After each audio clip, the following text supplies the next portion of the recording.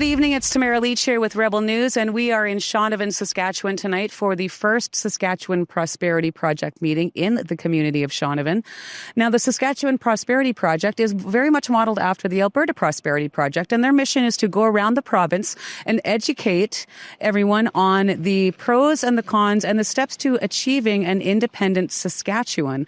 Now, Shaunavon has a long and storied history. Founded in 1913, the land around Shaunavon was purchased by the Canadian Pacific Railway because of their abundant water supply.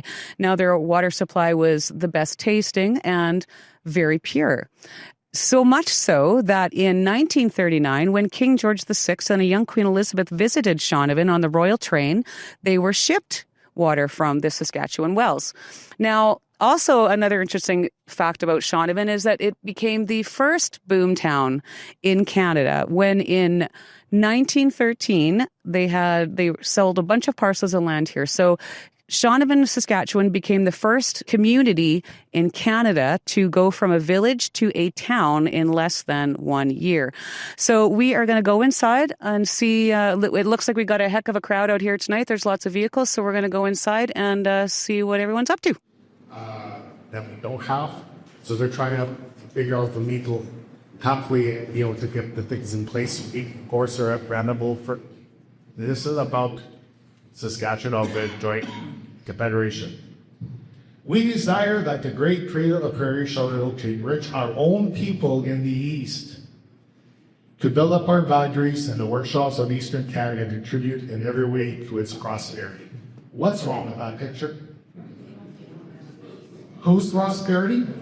Who's doing the work? I am talking with Brad Williams, one of the spokespeople for the Saskatchewan Prosperity Project. How are you doing tonight, Brad? Very good, thanks. Great. So this is your first Saskatchewan Prosperity Project event in Shaunavon. Yes, it is. And it looks to me like you had a very good turnout. It looks like you're basically at capacity here. So you guys are traveling all around the province. How many town halls would you say that you've done so far to date? I'm going to guess about 16, 18. Mm-hmm. And you said, as you were speaking, you were saying that your calendar is filling up. You guys are booking with town halls all across Saskatchewan, right? Correct? That's correct. Yeah, and we'll be doing a lot more in the near future. Yeah, we're just getting started. As SVP, our role is to build these chapters, come out to these town halls, do the educational piece. They do come out some, but like I said, there's from Regina, there's only 6 of them. They can't get everybody else on. All have to be. Are you interested in seeking an independent Saskatchewan at some point? Yes, I am. Yeah. And what are some of your main concerns as far as staying in Confederation? Like, what are some of the reasons why you'd like to see Saskatchewan leave? Well, a lot of reasons. We'd like to have more money in Saskatchewan, better health.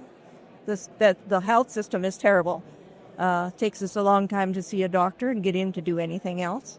The pension is terrible right now, which would be different, I assume.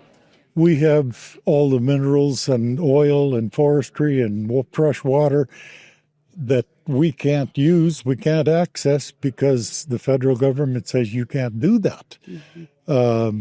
I'm tired of paying 43% tax, which I don't pay. My income isn't that high, but I'm just tired of paying tax all the time. Every time you buy something, it's tax, tax, tax. There's no reason to stay in Canada. The Canada that I grew up in doesn't exist. Canada does nothing for me. And to me, fine-tune that point, the government of Saskatchewan does nothing for me.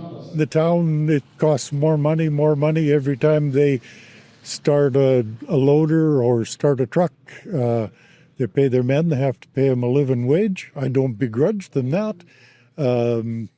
It's just costs more money. All our money, all our taxes, I don't want to swear on here, but I mean, it just doesn't make any sense. Look at the last 10 years. And the control that, no, I don't want communism, and it ain't looking good. Mm-hmm. Right. Socialism either. I mean, we got to try and fight. We have to. We need a change. And the people of this province have to know that, it's over. And until we get people educated about where the Sask Prosperity Project is going to take us, then we could start to move forward and make this process to happen. If we don't participate, it'll never happen. There's a good crowd here tonight, and this movement will grow, I hope. But we really have to key and go after the younger people, the 20 to 40-year-olds, and get them out here and get them educated onto where this project, or whatever you want to call it, is going to take us. But the Canada that I grew up in doesn't exist anymore. So traveling across the province and speaking with a lot of Saskatchewan residents, what are some of their number one concerns about staying in Confederation? Well, we're going to have taxation that's not going to stop. We're losing all of our rights and freedoms. They're wanting to take away our guns. They're wanting to do censor us, freedom of speech. And I think that's the biggest thing that I hear is just that attack on our freedoms and individual rights. And how have the turnouts been at the other events that you've been hosting?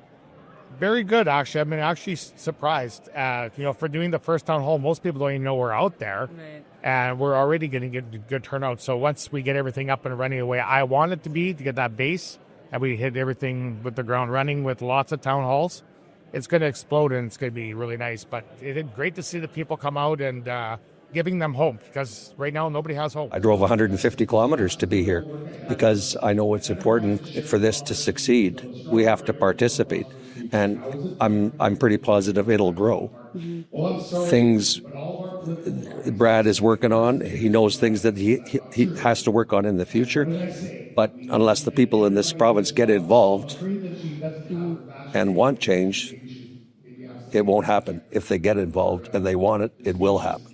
Nearly 41% of Saskatchewan residents are interested in seeking an independent Saskatchewan and separating from Confederation. It's been quite an experience to come down here. We're in Shaunavon, Saskatchewan tonight, which is really the hub of a lot of communities in the local area. So we've got residents here from East End, Frontier. One gentleman said he drove 150 kilometers just to be here at this meeting tonight. So the interest in these independence movement in Saskatchewan is definitely rising. Brad Williams himself, the spokesperson and presenter here tonight, told me that he is planning 18 to 20 town halls per month starting next month. So they're going to be going around the province, educating people on the pros and the cons and the steps to achieve an independent Saskatchewan. And we're going to be along for the ride. So we're going to wrap this up and head back home. As you know, I am under house arrest, so I will turn into a pumpkin here very shortly. But we want to thank the organizers of this event here tonight. It was great to come down and talk to some of these rural Saskatchewan people who really feel like their voices are not being heard. So this is a great opportunity for them to have their voices heard and get their say as well. And so with that, I bid you good night. This is Tamara Leach for Rebel News. Now, as you know, here at Rebel News, we do not take a cent of government money. We are fully funded and supported by viewers like you. If you want to see more of our reporting on the ground from these independence events around Saskatchewan and Alberta, please visit independencereports.com. I'm Tamara Leach, and this is Rebel News.